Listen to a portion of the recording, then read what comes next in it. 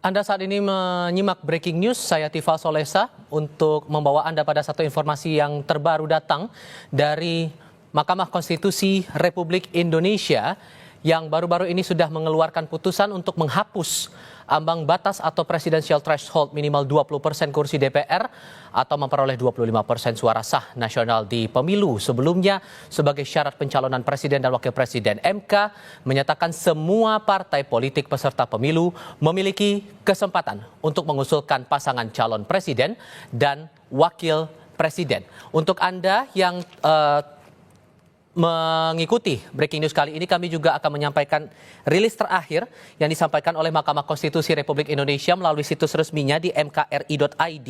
Ini disebutkan dalam rilis terbaru pada pukul 15.48 waktu Indonesia bagian Barat hari ini 2 Januari 2025, disebutkan bahwa ambang batas minimal persentase pengusulan pasangan calon presiden dan wakil presiden atau presidential threshold sebagaimana tercantum dalam pasal 222 Undang-Undang Pemilu dianggap tidak hanya dinilai bertentangan dengan hak politik dan kedaulatan rakyat, namun juga melanggar moralitas, rasionalitas, dan ketidakadilan yang intolerabel serta nyata-nyata bertentangan dengan Undang-Undang Dasar 1945.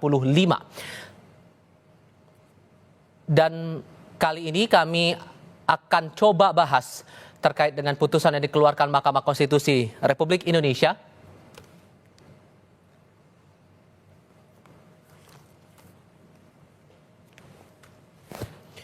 Dan saat ini kami akan coba bahas terkait dengan putusan yang dikeluarkan baru-baru ini oleh Mahkamah Konstitusi Republik Indonesia bersama peneliti Perludem Fadli Ramadhani.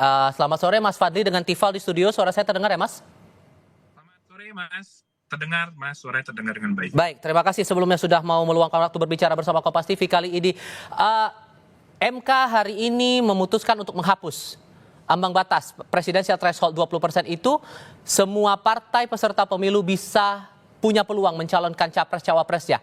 Angin segarkah ini menurut Anda atau ada punya pandangan lain soal ini? Ya, ini putusan yang bisa dikatakan fenomenal dan sudah dinanti cukup panjang ya. Paling tidak oleh banyak publik, masyarakat, mungkin juga sebagian partai politik yang menginginkan kesempatan yang sama bagi semua partai politik peserta pemilu untuk bisa mengajukan pasangan calon presiden dan wakil presiden. Saya meyakini bahwa putusan ini atau kemudian upaya menghapus ketentuan ambang batas minimal kursi atau ambang batas persentase perolehan suara pemilu legislatif sebagai persyaratan bagi partai politik untuk mengusul pasangan calon presiden, itu sudah diajukan bahkan mungkin sejak ketentuan ini pertama kali muncul pada tahun 2004. Dan ini kan semakin tidak relevan karena mulai tahun 2019 yang lalu penyelenggaraan pemilu presiden dan pemilu legislatif dilaksanakan secara serentak. Sehingga tidak relevan lagi hasil pemilu DPR pemilu sebelumnya atau perolehan kursi DPR pada pemilu sebelumnya dijadikan dasar bagi partai politik untuk bisa mengajukan pasangan calon presiden. Nah, dengan putusan ini ke depan, MK sudah bisa memberikan kepastian hukum kepada semua partai politik peserta pemilu, artinya semua partai yang mendaftar menjadi peserta pemilu setelah lolos verifikasi yang nanti dilakukan oleh KPU, untuk pemilu 2029 itu punya hak dan punya kesempatan untuk mengusulkan pasangan calon presiden sendiri. Artinya kalau nanti ada satu partai politik baru misalnya yang tidak punya kursi di DPR, tidak punya perolehan suara pada pemilu sebelumnya, tapi memenuhi syarat menjadi peserta pemilu pada pemilu 2029, dia punya hak untuk mengusulkan pasangan calon presiden tanpa harus bergabung dengan partai politik yang sudah punya kursi atau sudah punya perolehan suara. Jadi ini jelas satu putusan yang sangat patut diapresiasi kepada MK, meskipun baru diputuskan pada hari ini, tapi ini jelas suatu putusan yang memberikan implikasi perbaikan sistem elektoral pada proses pencalonan presiden dan wakil presiden di Indonesia ke depan. kalau membaca dari putusan ini, kemudian alasan-alasan yang didasarkan oleh Hakim Konstitusi, walaupun pada faktanya dalam sidang kali ini ada 2 hakim yang dissenting opinion, berbeda pendapat atas putusan tersebut, bisa dipastikan bahwa nantinya dalam pemilu berikutnya, kalaupun ini akan ditindaklanjuti oleh otoritas pembuat undang-undang, ini tidak akan lagi istilah ada koalisi oposisi yang menguntungkan sebagian pihak tertentu saja, begitu Mas? Bahwa nanti akan ada koalisi atau partai politik bergabung ya untuk bisa mengusung satu pasangan calon itu tetap diberikan kesempatan dan itu diperbolehkan. Bahkan tadi itu juga di-mention secara eksplisit dalam pertimbangan hukum MK. Tetapi penggabungan atau koalisi partai politik untuk mengusung satu pasangan calon presiden itu tidak lagi quote and quote dipaksa dengan persyaratan minimal persentase kursi DPR atau minimal perolehan suara pemilu legislatif. Sekali lagi, tidak lagi dipaksa dengan ketentuan ambang batas pencalonan presiden. Kalau partai politik mau bergabung, mau berkoalisi, mau mengusung satu pasangan calon, itu biarlah terjadi secara alamiah, sesuai dengan konsensus yang dibangun oleh partai politik yang satu dengan partai politik yang lain. Tidak ada yang terkesan dominan, begitu ya? Betul, karena yang terjadi selama ini kan justru sebaliknya. Partai politik yang punya kursi banyak, partai politik yang punya perolehan suara banyak pada pemilu sebelumnya seolah-olah mendominasi proses pencalonan presiden dan bisa mengendalikan arah konstelasi pencalonan presiden. Nah, dengan ketentuan ini, partai politik bisa punya kesempatan mengusung kader sendiri dengan jauh lebih leluasa. Publik pemilih pun bisa mendapatkan calon presiden yang jauh lebih banyak dan jauh lebih beragam. Oke, kita kan inginnya juga memastikan bahwa perjalanan pemilu nanti akan berjalan efektif begitu, efektif, efisien. Dengan tidak adanya ambang batas ini memungkinkan bahwa akan banyak calon yang muncul di publik begitu untuk maju di pemilihan presiden nantinya. Memastikan bahwa efektif, efisien, tokoh-tokoh yang maju punya kualitas yang bisa saling kompetitif satu sama lain begitu. Bagaimana cara bisa memastikan kualitasnya juga bisa bagus begitu, Mas? Satu, itu menjadi kewajiban partai politik untuk melakukan rekrutmen secara baik, secara demokratis, sehingga partai politik sebagai organ demokrasi satu-satunya di Republik ini yang punya otoritas mengusulkan pasangan calon presiden, maka mereka bertugas untuk menemukan figur kader terbaik untuk bisa diusung menjadi calon presiden. Itu pertama. Nah, yang kedua, Mas, ini adalah pemilihan presiden, bukan pemilihan RT, kepala desa, bupati, dan gubernur. Orang yang ingin maju menjadi calon presiden pasti berhitung betul apakah dia secara kapasitas, secara intelektualitas, kapabilitas itu memenuhi kualifikasi menjadi calon presiden di negara sebesar Republik Indonesia ini. Dan partai politik pasti juga akan berhitung sebelum mengusung satu pasangan calon presiden. Jadi jangan membayangkan semua orang akan berbondong-bondong menjadi calon presiden, tidak. Sebanyak-banyaknya calon presiden yang akan bisa muncul dengan ketentuan ambang batas pencalonan presiden yang sudah dinyatakan tidak ada oleh MK karena bertentangan dengan konstitusi, ya jumlahnya nanti akan sejumlah partai politik yang lolos menjadi peserta pemilu saja. Dan kita semua tahu untuk jadi peserta pemilu itu kan syaratnya berat sekali. Harus punya kepengurusan di semua provinsi, harus punya syarat keanggotaan di 75% kabupaten kota di setiap provinsi, punya kepengurusan, punya basis organisasi yang baik. Nah, itu tidak mudah. Nah, makanya perbaikannya juga mesti menyeluruh. Partai mesti memperbaiki pola kaderisasi dan rekrutmen politiknya. Kemudian proses verifikasi menjadi peserta pemilu juga sudah sangat ketat. Dan itu sudah dilaksanakan dan mesti dilaksanakan dengan baik. Jangan dimanipulasi lagi seperti pemilu 2024 yang lalu.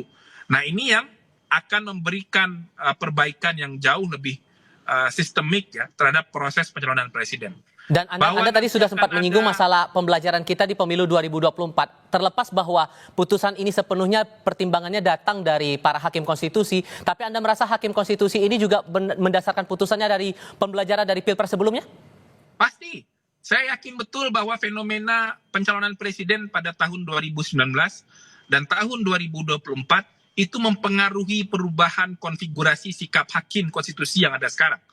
Karena kalau dibandingkan dengan, ini kan bukan permohonan pertama, Mas. Kalau kita lihat permohonan terkait dengan ketentuan ambang batas pencalonan presiden, khususnya pasal 222 Undang-Undang Nomor 7 Tahun 2017 tentang pemilihan umum itu sudah hampir 35 kali diuji ke MK.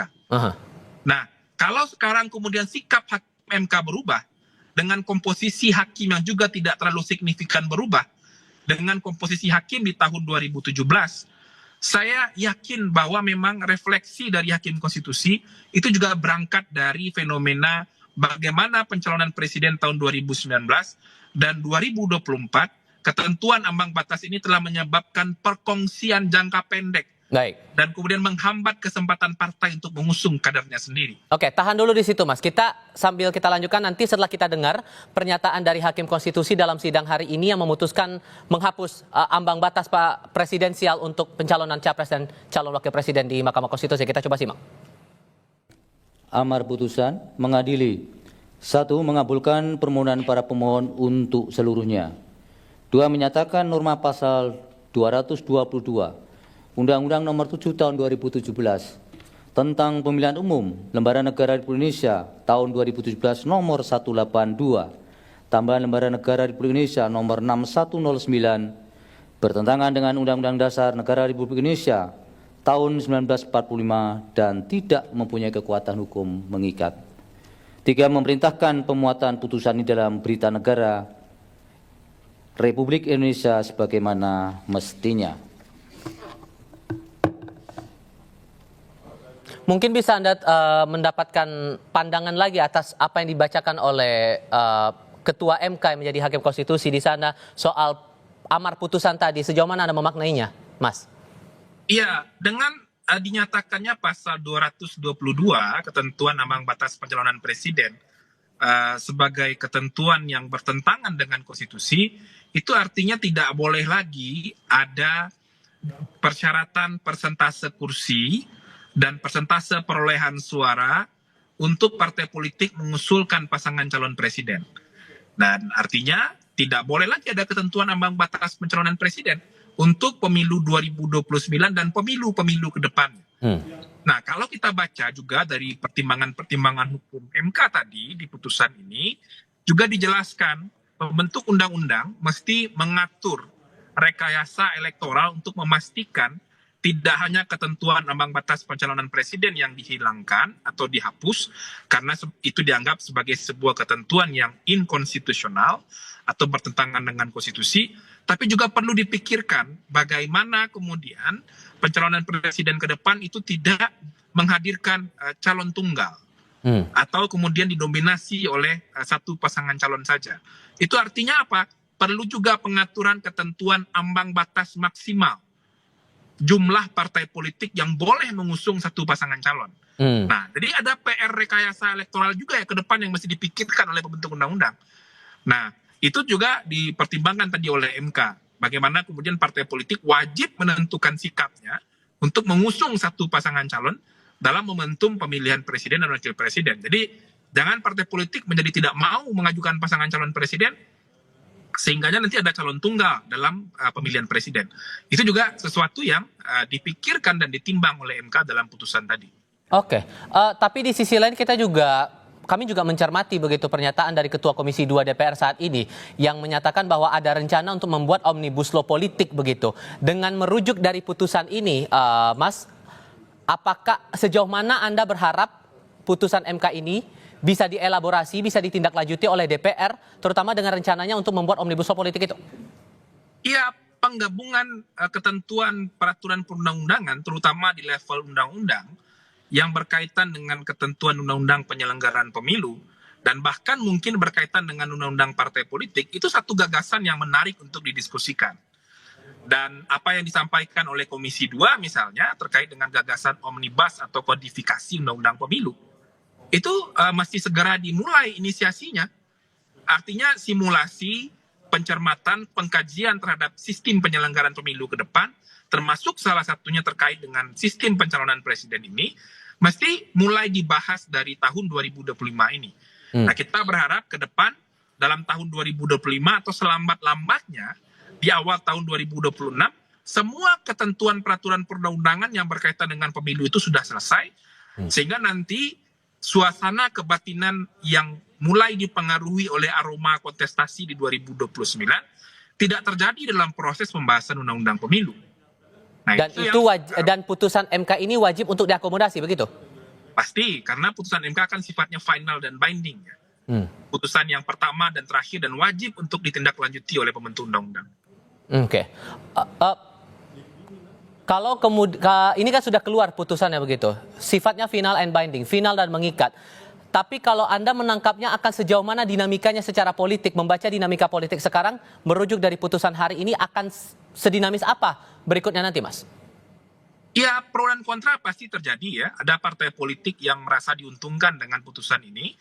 Ada juga partai politik yang mungkin merasa hegemoninya akan terganggu dengan syarat pencalonan presiden tidak lagi menggunakan persentase kursi. Tapi bagi saya itu akan menjadi sebuah proses pembelajaran saja untuk perbaikan kerangka hukum pemilu ke depan. Yang pasti MK sudah memberikan semacam batasan konstitusional bahwa ketentuan ambang batas pencalonan presiden dengan menggunakan persentase kursi dan perolehan suara pemilu legislatif sebelumnya tidak boleh lagi diberlakukan. Bahwa misalnya ada syarat yang jauh lebih ketat untuk partai politik bisa menjadi peserta pemilu, itu mungkin sesuatu hal yang bisa saja diterapkan gitu. Oke. Kita akan coba lanjutkan lagi di segmen berikutnya, mengulas lagi lebih lanjut soal putusan MK ini. Saya harap Anda tetap bersama kami ya Mas ya. Kami akan lanjutkan lagi breaking news sebentar lagi.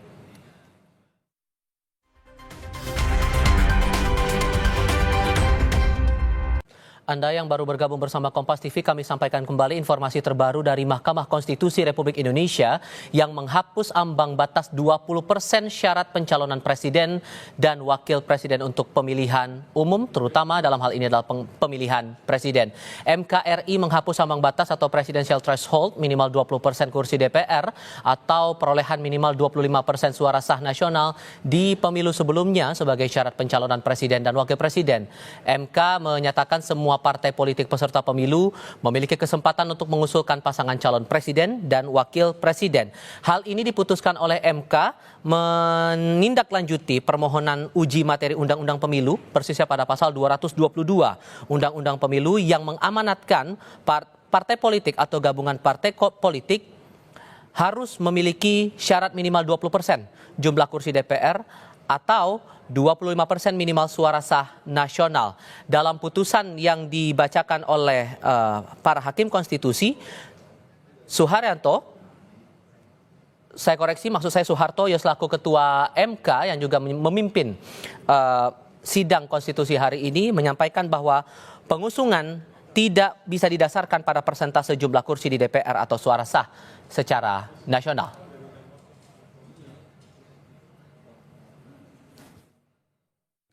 Amar putusan mengadili: 1. Mengabulkan permohonan para pemohon untuk seluruhnya.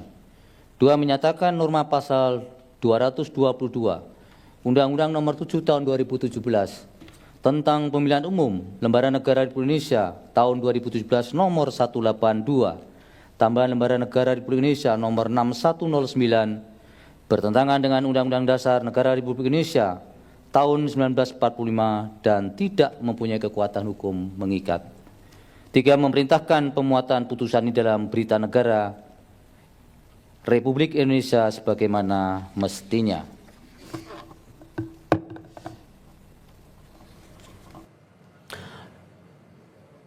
Dalam amar pertimbangan yang disampaikan oleh Hakim Konstitusi dalam sidang di MKRI hari ini disebutkan, ini saya mengutip lagi dari keterangan atau rilis resmi yang disampaikan MK melalui situs resmi mkri.id hari ini 2 Januari 2025 disebutkan ambang batas minimal persentase pengusulan pasangan calon presiden dan wakil presiden atau presidential threshold sebagaimana tercantum dalam pasal 222 Undang-Undang Pemilu tak hanya dinilai bertentangan dengan hak politik dan kedaulatan rakyat, namun juga melanggar moralitas, rasionalitas, dan ketidakadilan yang intolerable, serta nyata-nyata bertentangan dengan Undang-Undang Dasar 1945. Alasan itulah yang kemudian menjadi dasar bagi Mahkamah Konstitusi untuk bergeser dari pendirian dalam putusan-putusan sebelumnya yang berhubungan lagi dengan uji materi terhadap Undang-Undang Pemilu persisnya yang menentukan atau mensyaratkan adanya ambang batas parlemen atau presidential threshold begitu, untuk parpol dan gabungan partai politik untuk mencalonkan calon presiden dan calon wakil presiden. Lebih lanjut soal putusan MK yang dikeluarkan hari ini, kita akan tanyakan juga kepada Ketua Umum Partai Bulan Bintang, Fahri Bahmid. Assalamualaikum Bang Fahri, apa kabar Bang? Assalamualaikum warahmatullahi wabarakatuh. Kabar baik. Terima kasih sebelumnya sudah mau bergabung bersama kami. Soal ambang batas ini yang dianulir oleh MKRI buat PBB, ini angin segar? Iya, sebenarnya ini kan garis perjuangan Partai Bulan Bintang sekaitan dengan bagaimana melakukan uji tafsir terhadap ketentuan pasal 222 Undang-Undang 7 2017 tentang pemilu. Hakikatnya sudah cukup lama ya. Ini PBB sendiri mengajukan beberapa kali sebenarnya judicial review sekaitan dengan ini. Jadi kalau mau dihitung dari grafiknya, perkara ini sedang Mahkamah Konstitusi mengadili perkara yang berkaitan dengan objektum litis ya, ketentuan pasal 222 itu sudah 32 kali sebenarnya. Sampai dengan hari ini Mahkamah Konstitusi akhirnya merubah pendiriannya. Alhamdulillah kami anggap bahwa ini adalah satu capaian demokratis yang luar biasa ya. Betul-betul Mahkamah Konstitusi hadir untuk menegakkan prinsip konstitusionalitas dalam rangka untuk memastikan bahwa seluruh partai politik peserta pemilu mempunyai hak yang sama, mempunyai standing yang sama untuk mengajukan calon presiden dan wakil presiden tentunya. Dan hal ini sebenarnya sejalan dengan apa yang telah digariskan dalam ketentuan pasal 7, 7A dan 7B Undang-Undang Dasar 45. Jadi bagi kami Partai Bulan Bintang ini bukan hal baru sebenarnya karena memang inline dengan apa yang telah kami perjuangkan sejak lama. Sebelum pemilu 2019 bahkan Partai Bulan Bintang telah getol untuk memperjuangkan soal ini. Oke. Dan Anda juga sependapatkah dengan pernyataan atau pertimbangan dari Hakim Konstitusi yang bilang aturan di pasal 222 itu bertentangan dengan hak politik dan kedaulatan rakyat dan juga moralitas, rasionalitas, dan ketidakadilan yang intolerable? Anda setuju soal itu? Iya, saya setuju. Secara akademik tentunya itu sudah pertimbangan atau reasoning secara konstitusional yang sudah sangat baik yang dibuat oleh Hakim Mahkamah Konstitusi. Saya juga sudah ikut membaca secara cermat ya putusan dalam perkara 62 2024 itu sangat baik dan seluruh pertimbangannya itu memang telah sejalan dengan apa yang selama ini telah kita perjuangkan secara bersama-sama tentunya. Bahwa memang jika terdapat pelanggaran-pelanggaran yang sifatnya intolerable, maka Mahkamah Konstitusi sebagai the guardian of the Constitution, sebagai the sole interpreter of the Constitution punya hak konstitusional untuk menyatakan bahwa norma bagian pasal ayat tertentu daripada undang-undang yang menjadi objek gugatan itu atau objek perselisihan itu dibatalkan atau dinyatakan inkonstitusional, baik secara mutlak maupun secara bersyarat tentunya. Kami sejalan dengan argumentasi itu, Mas. Oke, tapi kalau dari PBB sendiri sebetulnya Bang Fahri, karena Anda bersama dengan partai juga sudah mengajukan ini berkali-kali ke MK, apa ganjalan yang cukup terasa berat menurut PBB dengan adanya ambang batas parlemen ini selama pelaksanaan pemilu belakangan ini? Iya, yang pertama kan begini ya, kalau kita kembali kepada original intent daripada rumusan pasal konstitusi, pasal 7, itu disebutkan bahwa partai politik atau gabungan partai politik peserta pemilu ya mempunyai hak untuk mengajukan pasangan calon presiden dan atau wakil presiden sebelum pelaksanaan pemilu. Jadi kalau partai-partai politik itu yang mempunyai titel atau genus sebagai peserta pemilu, pada hakikatnya punya standing yang sama untuk mengajukan pasangan calon presiden atau wakil presiden, baik melalui sendiri-sendiri ataupun melalui gabungan koalisi partai politik tertentu. Sebenarnya persoalan ini sudah selesai pada tingkat debat waktu di MPR RI gitu ya. Pada saat perubahan amandemen Undang-Undang Dasar 45 pada fase pertama, kedua, ketiga, dan keempat, sebenarnya persoalannya sudah clear gitu loh. Tapi bagaimana meyakinkan itu akhirnya kita terbentur lagi dengan apalagi yang namanya benteng mayoritas sebenarnya gitu kan. Karena kalau kita bicara tentang open legal policy, tentang norma hukum tertentu yang bersifat terbuka, kembali lagi kepada apa yang menjadi agreement partai-partai politik yang ada di MPR dan kalau apa di DPR tentunya. Kalau misalnya kita kalah suara, kalah jumlah atau misalnya Partai Bulan Bintang atau partai-partai yang lain yang belum berhasil atau belum beruntung untuk menempatkan anggotanya di MPR DPR, maka tentunya kita harus ikut kepada apa yang telah diputuskan oleh partai-partai pemenang pemilu tentunya. Nah, itu yang sulit selama ini. Nah, akhirnya yang bisa kita lakukan adalah bagaimana menggeser perjuangan itu dari awalnya menjadi perjuangan politik menjadi menggeser kepada perjuangan yang sifatnya teknokratis atau perjuangan melalui instrumen peradilan. Bung Fadli Ramadhanil dari Perludem juga sudah kembali bergabung bersama kami. Bung Fadli masih mendengar suara saya ya? Bung Fadli? Oke. Tadi sudah saya katakan dari total 9 hakim konstitusi ini 2 yang dissenting opinion. Anwar Usman dan Daniel Yusmik. Tapi secara prinsipnya, walaupun kemudian ada 2 hakim yang berbeda pandangan, hasil atau putusan yang hari ini tetap sah dan dianggap bisa digunakan, diterapkan, begitu ya Mas ya? Ya tentu ya, artinya dissenting opini dari hakim konstitusi tentu ingin menunjukkan sikap akademik ya dari personal hakim tersebut. Pengaruhnya terhadap suara mayoritas hakim yang itu dijadikan sebagai putusan sebetulnya itu nyaris tidak ada. Tapi kalaupun dibaca sebetulnya tadi dissenting opininya hakim konstitusi itu lebih banyak menyasar sebetulnya kepada legal standingnya pemohon, tidak masuk kepada pokok perkara. Dan itu yang menjadi basis dari pendapat berbeda 2 hakim konstitusi tersebut. Tapi lepas dari itu menurut saya 2 atau dari 7 orang hakim konstitusi 2 yang menyatakan dissenting opini itu tentu sikap yang juga patut dihormati, yaitu silakan saja. Tapi yang jadi sikap mahkamah tentu adalah mayoritas suara hakim konstitusi. 7 hakim konstitusi mengatakan bahwa memang ketentuan pasal 222 ini mesti dibatalkan. Bagaimana kemudian kalau Anda menangkapnya, karena pada akhirnya nanti akan terlihat begini, aturan dibatalkan, parpol dan gabungan parpol bisa mencalonkan tanpa harus memenuhi yang istilahnya presidential threshold itu tadi. Implikasi yang paling mendekati untuk momen sekarang, dinamikanya akan sejauh mana menurut Anda, Mas Fadli? Ya untuk sekarang pasti nggak ada dinamika yang signifikan Mas, karena tidak ada pencalonan presiden yang dekat. Pencalonan presiden nanti baru akan terjadi di sekitar tahun 2028 menjelang pemilihan umum tahun 2029. Itu untuk konteks langsung pada pengaruh pada pencalonan presidennya, karena nggak ada pemilu dalam waktu dekat. Yang kedua, signifikansinya akan saja nanti akan berpengaruh kepada pembahasan kerangka hukum pemilu yang digadang-gadang akan segera mulai dilakukan oleh Presiden dengan DPR. Karena kalau kita lihat pada prolegnas daftar pendek atau prolegnas prioritas, itu sudah ada perbaikan atau pembahasan terkait dengan undang-undang pilkada yang masuk. Artinya, kalau kita merujuk pada prolegnas prioritas tersebut. Oke, kita coba perbaiki dulu komunikasi kami dengan Bung Fadli Ramadhanil. Untuk bisa kita ajak lagi berbincang soal ini, saya kembali lagi ke Bang Fahri Bahmit, Ketua Umum Partai Bulan Bintang. Bang Fahri, kalau Anda membacanya ini, oke, kalau sekarang sudah jadi, sudah terpenuhilah keinginan teman-teman secara tidak langsung atas gugatan yang dilayangkan oleh Enika Maya Octavia ini. Gugatan nomor 62, garis miring PUU strip 22 Romawi tahun 2024 ini dikabulkan permohonan tidak ada presidensial threshold. Cuman Anda merasa bahwa dengan tidak adanya presidensial threshold ini akan muncul tantangan baru untuk menuju ke pemilu berikutnya, walaupun sebetulnya ini kan sudah beres pemilu juga kan? Saya kira tidak ada ya, secara teknis tidak ada, karena implikasi selanjutnya adalah bagaimana agar putusan Mahkamah Konstitusi 62 itu nanti ditindaklanjuti dengan payung hukum berupa amandemen terhadap Undang-Undang 7 2017 tentang pemilu.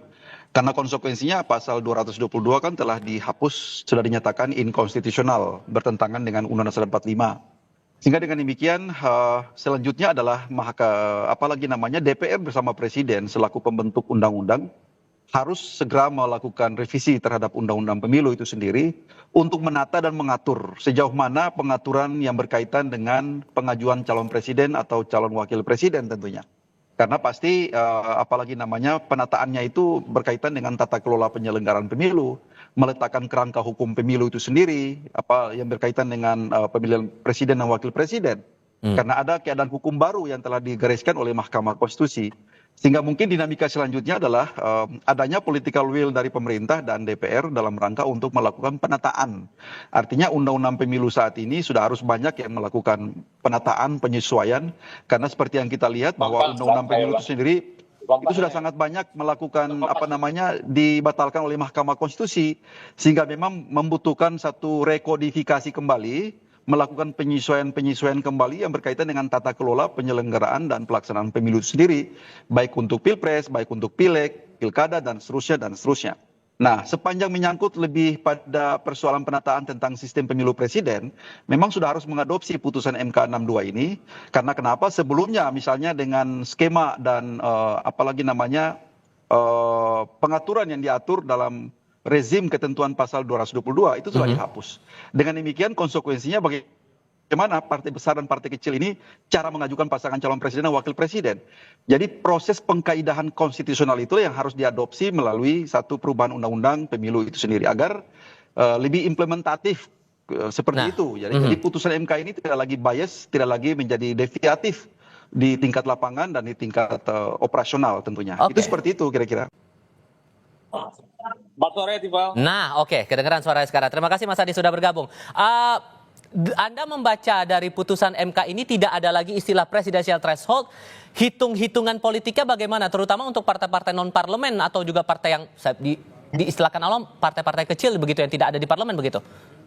Ya, saya kira ini jadi kabar yang cukup baik dan spektakuler ya bagi seluruh rakyat Indonesia yang tentunya sejak lama sudah berharap betul bahwa putusan Mahkamah Konstitusi itu menguntungkan seluruh rakyat Indonesia dan menguntungkan semua partai politik. Secara politik tentu partai-partai kelas menengah ke bawah termasuk partai politik yang non-parlemen diuntungkan karena secara prosedur partai-partai ini yang kelas menengah ke bawah dan non-parlemen mereka juga punya kesempatan untuk mencalonkan diri ya sebagai calon presiden dan wakil presiden di 2029 yang akan datang. Ini yang saya sebut sebagai kabar baik dari putusan dari Mahkamah Konstitusi. Itu artinya memang putusan Mahkamah Konstitusi mencerminkan kehendak demokrasi, mencerminkan kehendak seluruh rakyat Indonesia, supaya di pemilu-pemilu yang akan datang, begitu banyak calon-calon anak-anak bangsa yang potensial untuk menjadi pemimpin, punya kesempatan yang sama untuk bertanding. Jadi saya kira di situ memang substansinya Mas Tifal. Dan putusan semacam ini sebenarnya sejak lama ditunggu dan kita sangat layak untuk mengapresiasi kepada pihak-pihak kelompok aktivis dan pegiat demokrasi yang sudah berpuluh-puluh tahun lamanya mengadakan judicial review, menggugat ke Mahkamah Konstitusi, ditolak, dibatalkan, ditolak, dibatalkan. Dan pada hari ini, kemudian di awal tahun 2025, tentu ini menjadi kado yang sangat indah. Karena kita bisa melihat ke depan, pastinya akan begitu banyak putra-putri terbaik bangsa Indonesia, punya kesempatan yang sama, bertanding, maju pilpres untuk memenangkan pertarungan ya, menjadi orang penting di negara kita. Saya kira di situ substansinya. Oke bahwa semua pihak, semua partai tanpa terkecuali punya kesempatan untuk mencalonkan capres-cawapresnya. Tapi kan politik juga berhubungan dengan negosiasi dan meningkatkan nilai tawar agar publik pun juga menaruh atensi kepada mereka. Apakah ini tidak akan jadi tantangan tersendiri, Mas? Ya, dalam konteks itulah sebenarnya ini kan semacam tantangan bagi semua partai politik yang ikut pemilu. Karena mereka ini selama ini kan selalu mengatakan dihalang-halangi oleh ambang batas presiden, dihalang-halangi oleh threshold. Setelah ada putusan dari Mahkamah Konstitusi, partai-partai yang ikut pemilu, khususnya kelas menengah ke bawah, termasuk non-parlemen, bagi mereka nggak ada cerita lagi untuk tidak punya jagoan di Pilpres, Mas. Itu artinya apa? 5 tahun yang akan datang, ini adalah challenge sebenarnya bagi partai-partai untuk memunculkan siapa figur-figur calon-calon internal dari partai itu yang dipersiapkan untuk maju di Pilpres. Kan percuma ada putusan Mahkamah Konstitusi menghapus ambang batas presiden kalau pada akhirnya partai-partai itu tidak mengambil kesempatan ini. Mereka takut mengajukan calon, mereka berkongsi dengan partai besar, mereka berkongsi dengan nama-nama yang sudah populer, memiliki elektabilitas yang tinggi dan seterusnya dan seterusnya. Oleh karena itu, ini kan menjadi kesempatan yang baik. Partai politik punya waktu 5 tahun mempersiapkan orang-orang, figur-figur penting yang disukai dan dicintai oleh rakyat untuk bisa bertanding di 2029. Kan ini sebenarnya adu nyali. Setelah prosedurnya itu gemboknya dihilangkan oleh Mahkamah Konstitusi, ini secara substansi ujian bagi partai. Berani tidak mereka mengusung figur-figur yang menurut mereka akan memenangkan pertarungan di Pilpres nantinya. Oke, Bung Fadil sudah bergabung bersama kami ya? Iya, sudah. Oke, Bung Fadil, kalau Anda menangkapnya juga sama bahwa membangun nilai tawar baru, negosiasi politik yang baru juga akan jadi tantangan tersendiri buat partai-partai non-parlemen untuk bisa mencalonkan capres-cawapres ya? Ya, bagi saya sih tentu PR lebih besar sekarang bagi teman-teman di partai politik, ini ada Bang Fahri, adalah soal bagaimana membangun upaya untuk menghadirkan figur kepemimpinan politik nasional ke depan ya. Karena kalau kita bicara hambatan ambang batas persentase kursi sekarang itu sudah tidak ada dan ini penting untuk menjadi percepatan bagi teman-teman partai melakukan rekrutmen politik, mempersiapkan kader terbaik untuk menjadi calon pemimpin nasional ke depan. Bahwa nanti misalnya partai merasa untuk efektivitas atau kemudian ada kesamaan platform atau ada kesamaan ide dan program sehingga mereka bergabung untuk mengusung satu pasangan calon, 2 atau 3 partai politik, itu tidak apa-apa. Karena itu sesuatu yang alamiah yang bisa dilakukan oleh partai tanpa sekali lagi quote and quote dipaksa dengan adanya ketentuan ambang batas pencalonan presiden. Jadi nanti dengan putusan ini ke depan partai mau bergabung atau tidak bergabung itu adalah pilihan mandiri partai dan tidak dipaksa dengan ketentuan ambang batas pencalonan presiden. Ini yang kita kehendaki. Dan pelan-pelan nanti ke depan partai pasti akan sangat rasional, pasti akan sangat kalkulatif.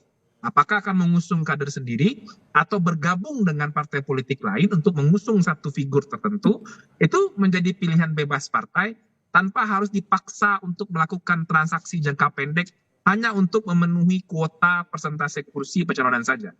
Jadi Oke. ke depan kita akan melihat fenomena itu menurut saya. Oke, Kak, bahwa ini putusan baru keluar, Bang Fahri, tapi sudahkah ada penerawangan dalam tanda kutip, kayaknya ini kita bisa mengusung kader kita sendiri nih buat maju di Pilpres berikutnya. Sudahkah ada ancang-ancang ke arah sana nih, Bang Fahri? Tidak juga ya, karena kan kita baru selesai Pilpres, kemudian baru apalagi namanya memberikan kesempatan kepada Pak Prabowo untuk merealisir seluruh program-program dan apa namanya kebijakan-kebijakan politiknya. Kita mendukung karena Partai Bulan Bintang termasuk salah satu partai pengusung presiden terpilih Pak Prabowo dan Pak Gibran gitu ya. Kita mengawal proses ini sampai dengan selesai. Yang kedua, yang kita garis bawahi di sini adalah persoalan adanya lompatan besar dalam soal politik hukum gitu ya. Jadi politik hukum kita saat ini telah berpihak kepada apa yang selama ini kita perjuangkan dan kita gaungkan untuk bagaimana menegakkan kaidah-kaidah dan prinsip demokrasi deliberatif. Jadi itu sudah tercapai. Hakim konstitusi setiap saat itu pasti ada perubahan paradigma dalam memandang aspek-aspek hukum yang berkembang. Jadi mazhab hukum saat ini yang digaungkan oleh Mahkamah Konstitusi, jujur saja karena kami orang-orang yang konsen di bidang hukum tata negara, saya sama Prof. Yusril, jadi kita sangat memahami kaidah-kaidah seperti ini. Jadi tentunya ini kami apresiasi bahwa putusan ini sangat luar biasa gitu. Mahkamah sejauh ini sudah melangkah ke arah yang jauh lebih tepat, lebih substantif dalam rangka untuk menjawab isu konstitusional yang berkaitan dengan tadi seperti disampaikan Bang Adi, Bang Fadil, bahwa persoalan orientasi kita untuk memperjuangkan penegakan prinsip demokrasi yang seterusnya yang benar dan hakikatnya seperti ini sudah cukup lama. Persoalan mazhab hukum ataupun persoalan rezim pasal 222 ini bukan hal baru sebenarnya. Ini sudah cukup lama. Bahkan sebelum Pilpres 2019 ini sudah kita perjuangkan secara berkali-kali, terutama Partai Bulan Bintang. Dan hari ini saya kira banyak hal positif yang kita harus apresiasi kepada Mahkamah bahwa betul-betul prinsip demokrasi telah ditegakkan secara maksimal dan ini menjadi kemenangan semua pihak, bukan saja pihak yang mengajukan judicial review. Karena pada dasarnya itu yang saya katakan tadi, pasal ini saja sudah 32 kali diuji di MK sampai dengan hari ini membuahkan hasil yang positif. Jadi baiknya kita anggap sebagai sebuah prestasi demokrasi yang luar biasa dan capaian yang kita harus memberikan apresiasi lah kepada MK. MK telah hadir sebagai the guardian of the constitution. Saya kira demikian. Maka apa tindak lanjut yang bakal dilakukan internal Partai Bulan Bintang setelah ada putusan ini, Bang? Palingan kita akan mendorong agar rancangan undang-undang partai politik sepanjang menyangkut dengan pengaturan tentang rezim pilpres itu harus dilakukan pembaharuan. Itu seperti yang saya katakan tadi, implikasi dari putusan pasal 222 itu harus diterjemahkan dalam pengaturan, ya, dalam satu pranata pengaturan yang komprehensif tentang bagaimana pengajuan calon presiden. Karena kan sebelumnya kita tertata atau ditata dengan pasal 222 bahwa partai politik atau gabungan partai politik yang memperoleh suara 20% suara sah nasional atau 25% gabungan suara sah nasional maka punya kewenangan mengajukan capres. Sekarang dengan putusan itu mempunyai implikasi kepada partai politik yang bukan ada di parlemen, bertitel partai peserta pemilu, punya hak yang sama untuk mengajukan calon presiden. Sehingga dengan demikian membutuhkan penerjemahan melalui politik hukum. Walaupun ini adalah open legal policy, tapi dalam batasan-batasan yang telah ditentukan secara restriktif oleh Mahkamah Konstitusi bahwa semua partai politik punya standing yang sama dalam mengajukan pasangan calon presiden dan wakil presiden. Itu aja mungkin secara akademik kita kawal. Oke, terakhir Mas Adi singkat saja, kalau Anda menangkapnya ini kan berarti harus ada pengubahan juga kalau mengubah aturan ini. Bagaimana dengan dinamika politik di DPR nantinya? Mengingat DPR juga ada wacana untuk melakukan omnibus law politik di sana. Ya secara prinsip begini Mas Dipal, ini kan semacam political opportunity, kesempatan politik kepada semua partai politik yang ikut pemilu untuk mencalonkan diri sebagai presiden dan wakil presiden. Disitulah mereka pentingnya punya figur kunci yang disukai dan diterima oleh rakyat. Cuman saya tidak terlampau yakin bahwa semua partai politik sekalipun mereka itu punya kemewahan memajukan calon, karena ada kecenderungan di negara kita ini, partai-partai ini kan berkongsi dengan figur dan partai yang besar yang tingkat kemenangannya dalam pilpres itu sudah bisa ditebak.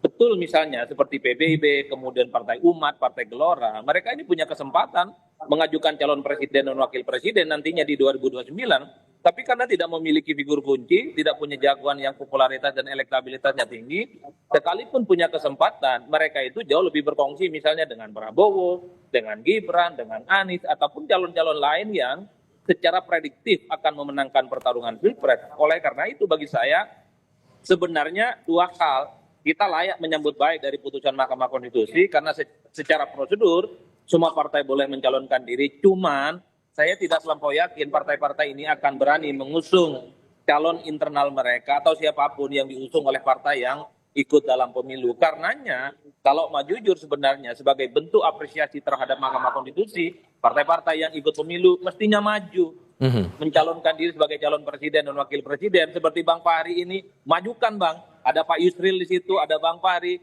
Saya kira sudah punya tiket ini bertanding di 5 tahun yang akan datang. Problemnya adalah mau memajukan diri ataupun tidak. Kan di situ kuncinya, Mas Tibal. Oke, itu yang paling penting dan tindak lanjut ini yang menarik dicermati bersama-sama Mas Adi, Mas Fadil, Bang Fahri. Terima kasih banyak sudah mau berdiskusi bersama kami di Breaking News. Saya selalu semuanya.